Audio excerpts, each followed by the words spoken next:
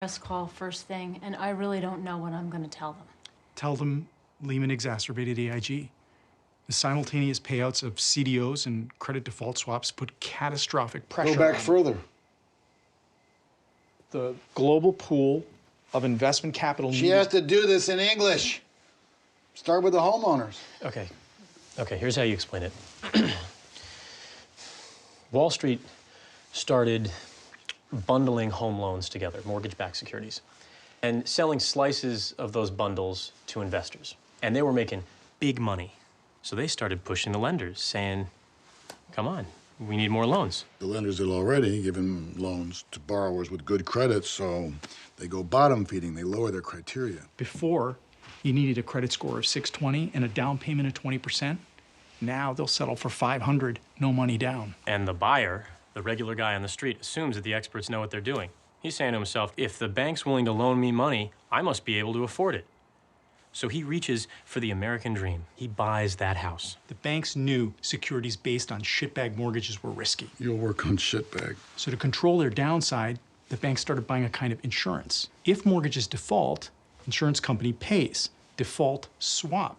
The banks insure their potential losses to move the risk off their books so they can invest more, make more money. Well, a lot of companies insured this stuff. One was dumb enough to take on an almost unbelievable amount of risk. AIG. And you'll work on dumb. And when they ask me why they did that? Fees. Hundreds of millions in fees. Yeah, she figured the housing market would just keep going up. But then the unexpected happens. Housing prices go down. Poor bastard who bought his dream house, the teaser rate on his mortgage runs out, his payments go up, he defaults. Mortgage-backed securities tank. AIG has to pay off the swaps. All of them. All over the world. At the same time. AIG can't pay. AIG goes under. Every bank they insure books massive losses on the same day. And then they all go under. It all comes down. The whole financial system?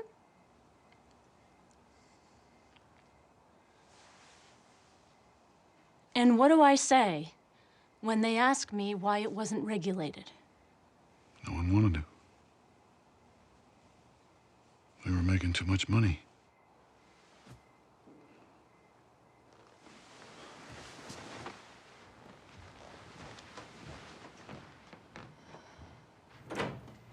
You'll work on we were making too much money. If you ask what caused the U.S. housing crisis and the ensuing global meltdown, probably the best one-word answer is securitization. But what does that mean? In the aftermath of the subprime crisis, culture makers raced to come up with creative explanations of securitization, which would make it comprehensible for us plebes.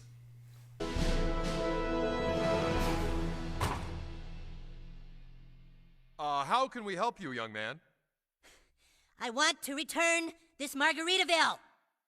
My dad bought it on a payment plan set up by a finance company that got investors from Wall Street who combined it into securities sold to the banks who transferred it to you.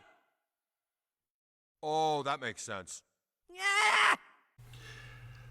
The fact is, it's hard to boil securitization down to a soundbite. Even in this half-hour lecture, I've had to leave some things out.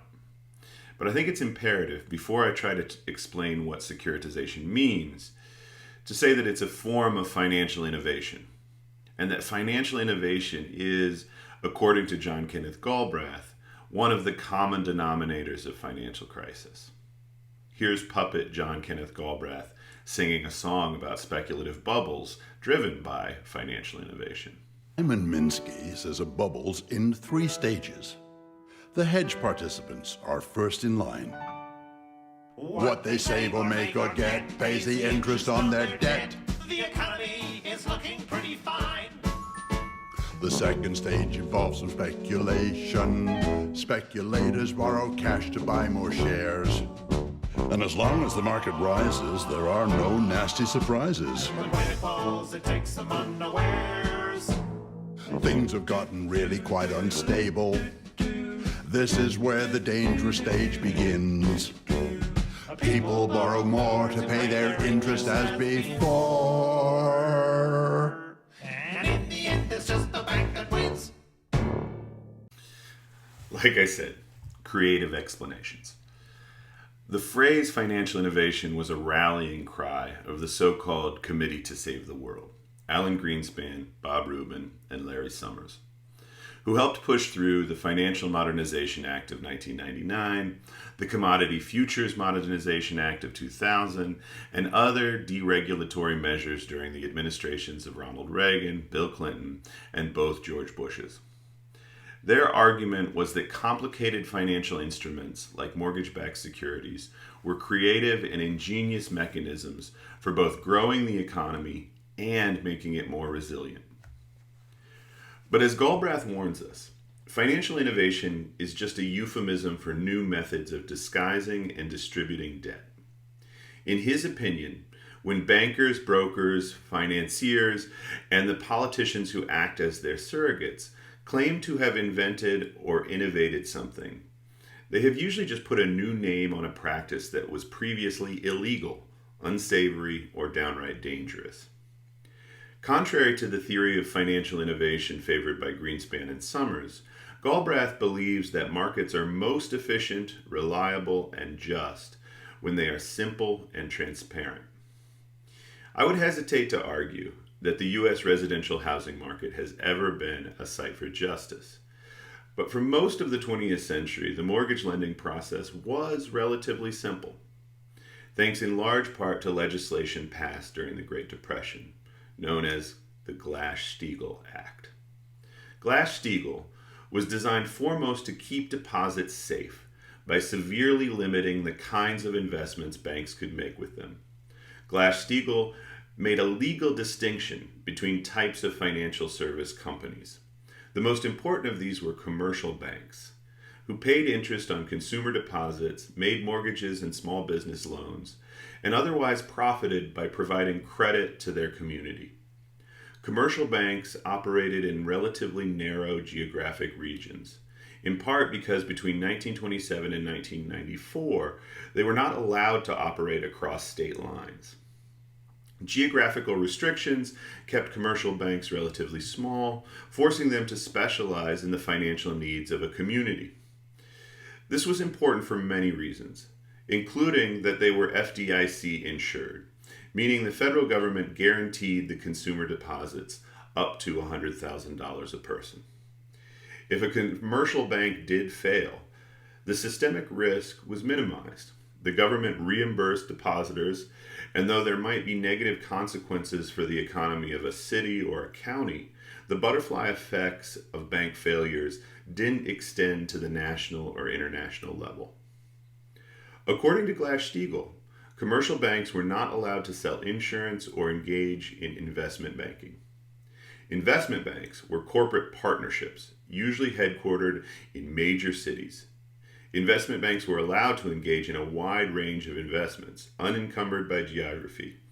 The money these banks used to make loans to big business, buy stocks and bonds, trade in currencies, and invest in large-scale entrepreneurship either belonged to the partners themselves or to their select group of clients. Investment banking clients were not middle-class savers like the customers of commercial banks. They were millionaires and corporate trusts. The investment banks promised and usually delivered large returns to these clients, but the clients had to put up large sums of cash to enroll in investment banking services, often with stiff penalties for early withdrawal. These funds were not insured by the FDIC. Investment banking is a high-risk, high-reward enterprise exclusively for the very rich, or at least it was. Markets are inherently unstable, or at least potentially unstable. And appropriate metaphor is the oil tankers. They're very big, and therefore you have to put in compartments to prevent the sloshing around of oil from capsizing the boat. The design of the boat has to take that into account. And after the Depression, the regulations actually introduced these very watertight compartments. And deregulation has led to the end of compartmentalization. The compartmentalization of banking was sustained in the United States for more than half a century. which also happens to be the most economically stable and broadly prosperous period in American history. To understand securitization, we have to start by thinking about what mortgage lending looked like during the Glass-Steagall era. As late as the 1990s, mortgage lending rarely involved more than two parties, the home buyer and the local commercial bank, represented by a loan officer. The loan officer's job was twofold. They had to evaluate the creditworthiness of the home buyer, and they had to have a strong working knowledge of the local real estate market, so they could evaluate whether a house would retain enough value to be collateral for the loan. Banks were very careful when hiring and promoting loan officers, because the bank was on the hook for the duration of every loan the officer made, and mortgages were only profitable if home buyers made consistent payments for decades. Let's say you were looking to buy a $100,000 home in 1996. At the time, the interest rate on an industry-standard 30-year fixed-rate mortgage was about 8%. Assuming you made a down payment of $10,000, or 10%, which was standard at the time, your monthly mortgage payment would be approximately $1,000. So if you make your payments reliably for the full 30-year term of the mortgage, the bank makes a profit of about 300%. After adjusting for inflation, it's more like 200%, but still, it's a very handsome return. 30 years is a long time. Lots of things can go wrong. You can lose your job, something could happen to the house or the neighborhood, causing your home to lose its resale value. It takes 90 months for the bank simply to recoup the principal of its loan, more than a decade for them to start making inflation-adjusted returns. It's a long time.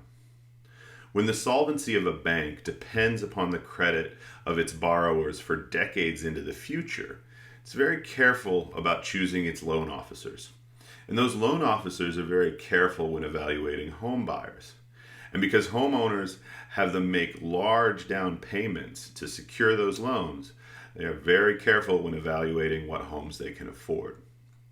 It is a system that breeds fiscal conservatism from all involved.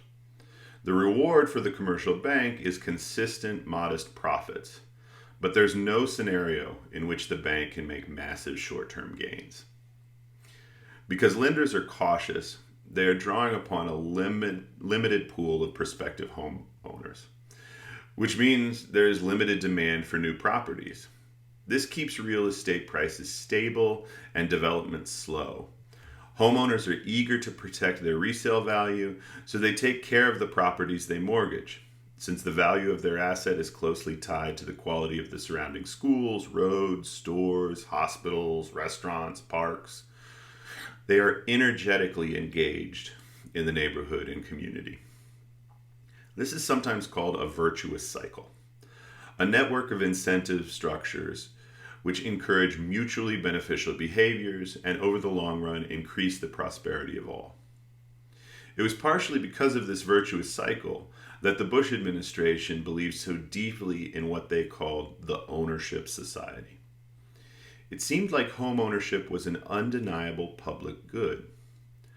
Homeowners were more likely to vote, more likely to volunteer, more likely to give to charity, more likely to send their kids to college, more likely to start a business, more likely to live longer, and more likely to pay more taxes.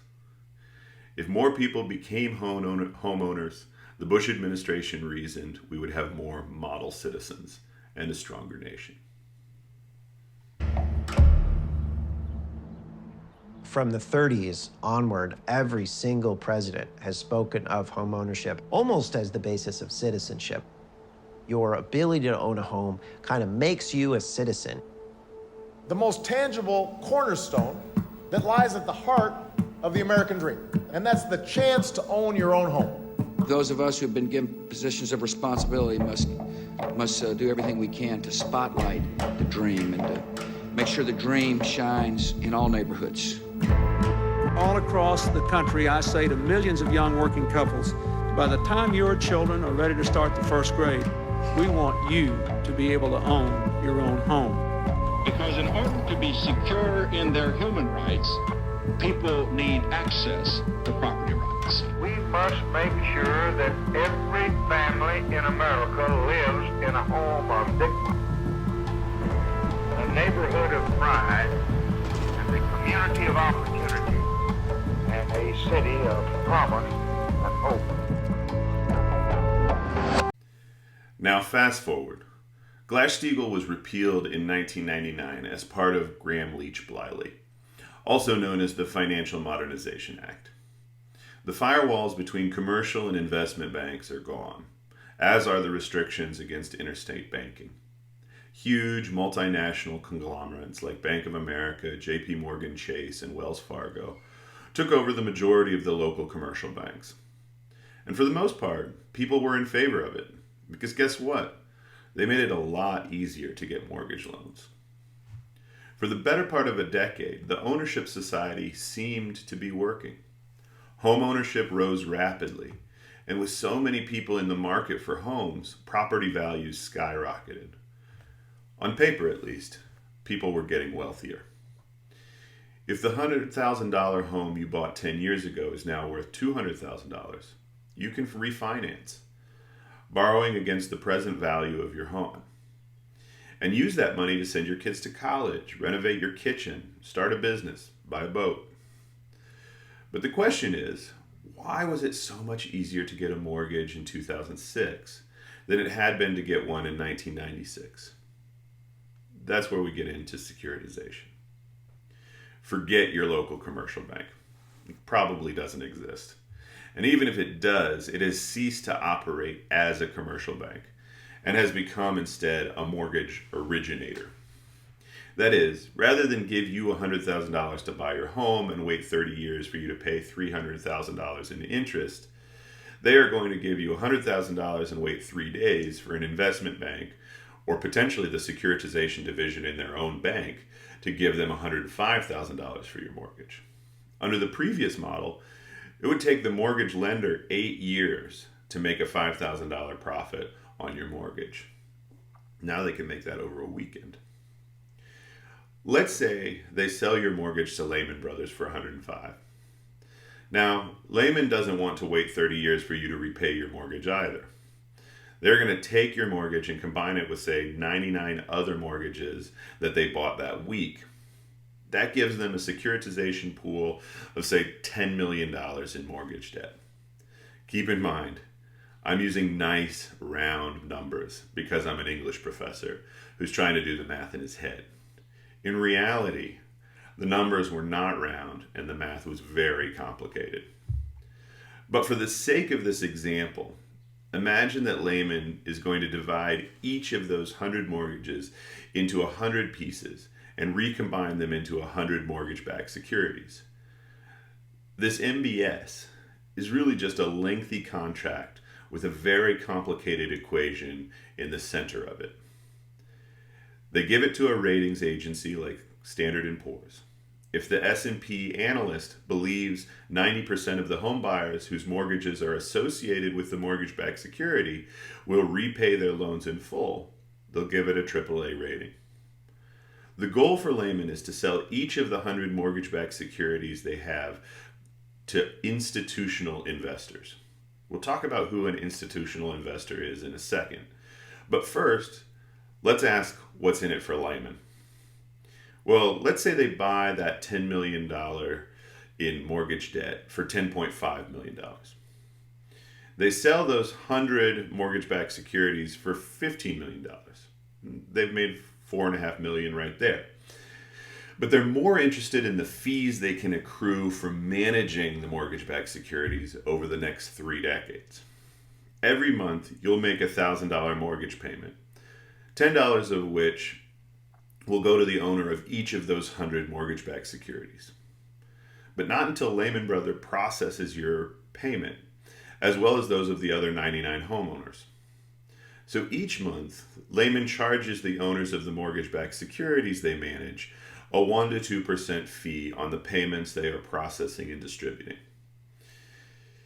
That's maybe only a few $1,000s for each MBS each month, but when you consider those fees across tens of thousands of contracts over the course of several decades, it adds up to a lot of money.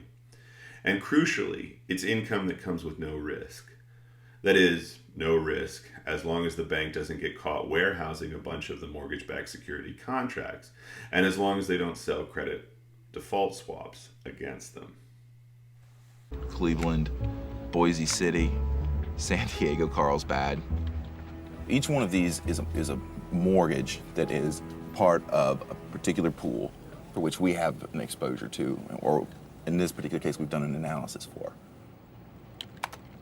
We're looking at history of a borrower. And so what you see is this delinquency history for 12 periods. And so there's C for current, there's 3 for 30 days, there's 6 for 60 days, and then 9 is for 90 days or more delinquent. Then you've got FC, which means the process of foreclosure has been started. And then you have REO, which means the process of foreclosure was completed. So C is good. You want to see long lists of C. You want to see everybody that looks like that. Where it gets bad is when you look at situations like this, where you went foreclosure, REO, and then the bank finally discharged the home, but they took a $193,000 loss on this home. And so interesting things are, if you look at present stat is 9, but they started out current, and then they went through 5 periods of current, and then they got 30 days delinquent. Then they basically fought back to current. It appears that they've survived some event, and then they just went down this slippery slope, and this time they've turned the corner. Once you're 90 days delinquent, it's really tough to get back. It's kind of a dark world because you see it happen, and it's somebody's life. As Americans, you've been taught this is one of your major stores of value, and in a situation where wages are not rising in America, this has been one of the major methods for people to ultimately increase their income in the middle class, is through this house appreciation factor. But now that that's gone, it's a devastating reality, and so you're seeing this ripple through the economy. So, who owns mortgage-backed securities? Why? And what happened to them? I think it's important to start with an ideal scenario. If you believed an MBS was a good investment in 2005 or 2006, what did you think was going to happen? Well, let's say I bought one of those AAA rated mortgage-backed securities that Lehman was selling for $150,000 a pop, which had slices of 100 mortgages wrapped up in it. I'm getting $10 a month from every homeowner, so $100,000 a month, and I'm paying Lehman, say, $10 a month to manage the payments. If every homeowner pays on time for the life of their loan, my mortgage-backed security will be worth about $355,000. That's a pretty nice return, even when you take inflation into account. Moreover, let's say 5 home buyers default on their mortgages, and the auction price of the home is well below what they owe. Worst case scenario, Lehman has to totally write down all 5 of those mortgages. The value of my MBS will still be about $340,000. By distributing the risk of default across hundreds of homeowners and dozens of investors, each investor is theoretically protected against significant losses. The assurance that mortgage-backed securities were low risk because mortgage default rates were historically low is the primary reason mortgage-backed securities were rubber-stamped with a AAA rating. That rating meant they were eligible to be purchased by all institutional investors, including those who managed pensions and retirement funds. That's what's most important to recognize about the euphemism institutional investor. That means people who bought these securities were managing the savings of teachers and nurses, firefighters, other middle-class professionals, most of whom were automatically enrolled. Money was deducted from their paychecks, and they had no control over what investments were being made on their behalf. The institutional investor was supposed to be their representative, making sure that they got returns on their savings, but more importantly, protecting them from massive losses. These are people that were trying to build nest eggs for retirement or to send their kids to college. But oftentimes, those institutional investors developed more affinity with the investment bank than with their supposed clients. In some cases, the institutional investor might actually receive fees or other perks from Lehman Brothers for using their client's money to purchase its mortgage-backed securities. When you consider securitization in terms of the incentive structures it creates, you can probably see why it went so horribly wrong. The rot really starts in the investment banks, and it moves outward in both directions. The bank's profits from securitization and the bonuses of the bankers in the securitization division were based on simple quantity. The more mortgage-backed securities the bank underwrote, the more fees it could generate month after month after month. But they could only continue to churn out MBSs if there was a constant supply of new mortgage debt to securitize. So primarily by paying higher premiums, the bank encouraged mortgage originators to lower their standards and make more loans. This is where we get the term subprime, as in subprime borrower and subprime crisis. A prime borrower was the sort who was able to buy a home in 1996. They had savings in the bank to make a down payment, they had a good job and a lengthy income history, they had a high credit score and minimal existing debt. A prime borrower qualifies for the industry standard 30-year fixed-rate mortgage based on the prime interest rate set by the Federal Reserve. The interest rate doesn't change over the course of their mortgage, and so they have cost certainty. A subprime borrower is somebody who a local commercial bank in 1996 would not have made a loan to under any conditions. But by the mid-2000s, there weren't enough prime borrowers to fulfill the demand for mortgage debt from investment banks. Most of the prime borrowers already had mortgages.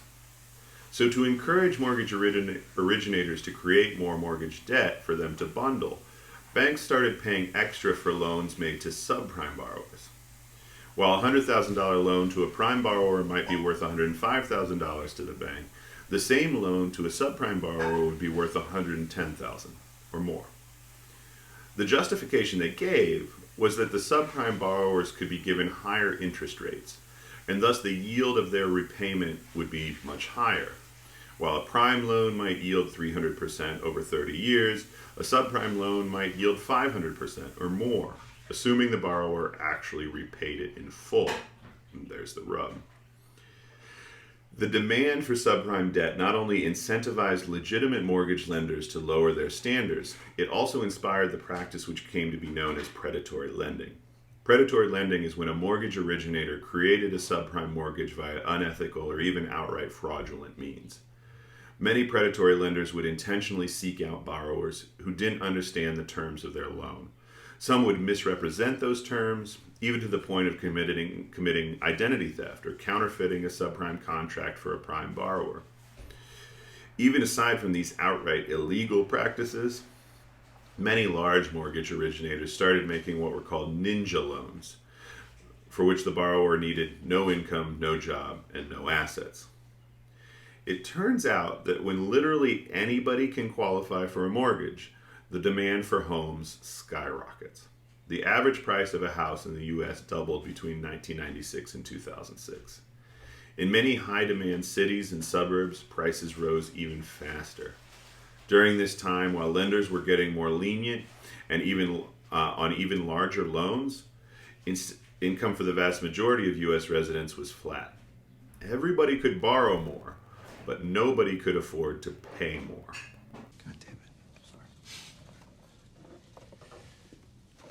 This is your basic mortgage bond. All right? The originals were simple. They were just thousands of AAA mortgages bundled together, guaranteed by the U.S. government. The modern ones are different. They're private, and they're made up of layers of tranches.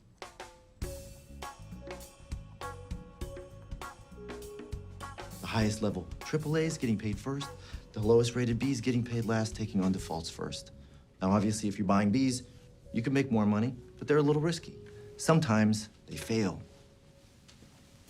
Chris? Somewhere along the line, these Bs and double Bs went from a little risky to dog shit. Where's the trash? Behind you.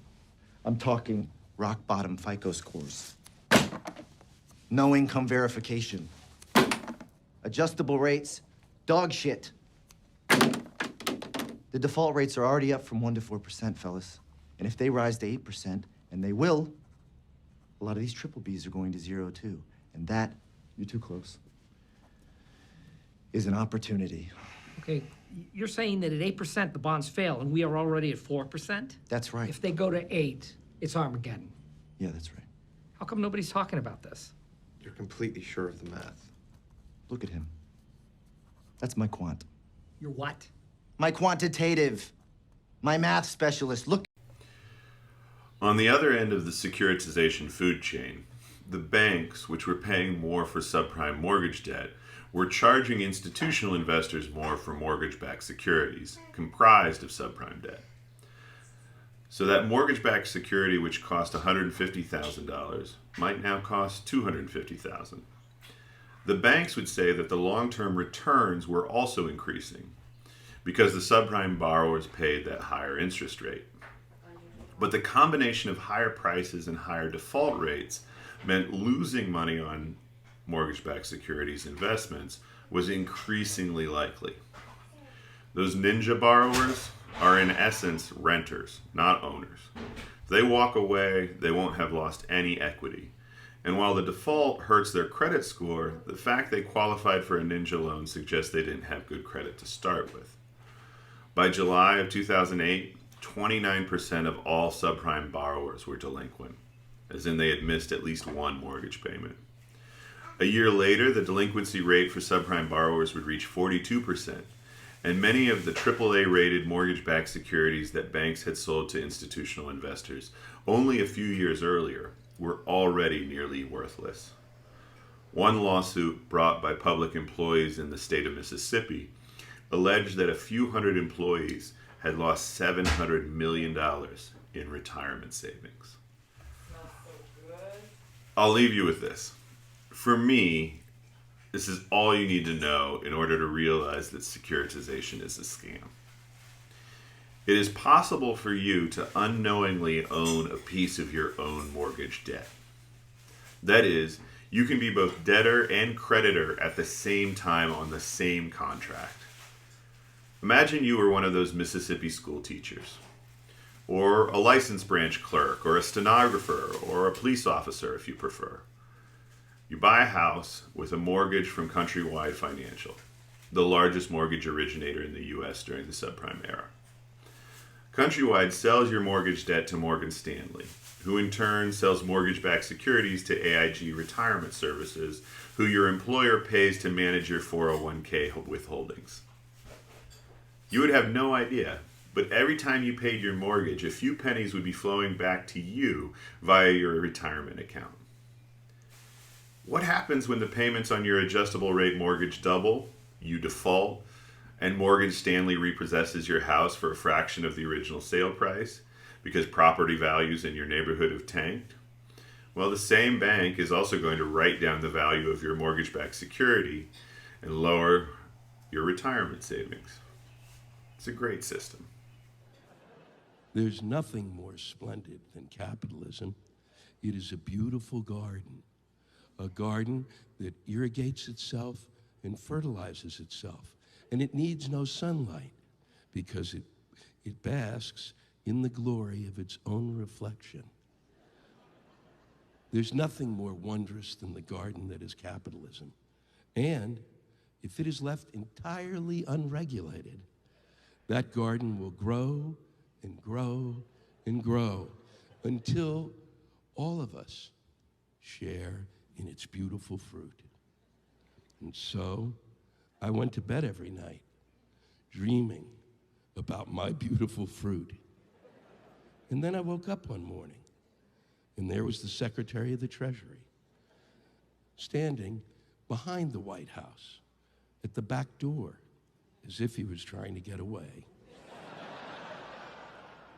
Holy fuck!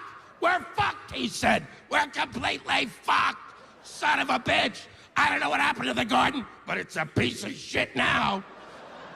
Watch that hand coming up your ass. It's looking for quarters. Put straws in your nose. The river of shit is rising. Start pulling out your gold fillings and put them on eBay. I'm getting the fuck out of here. Then he ran around the White House 3 times with his hair on fire.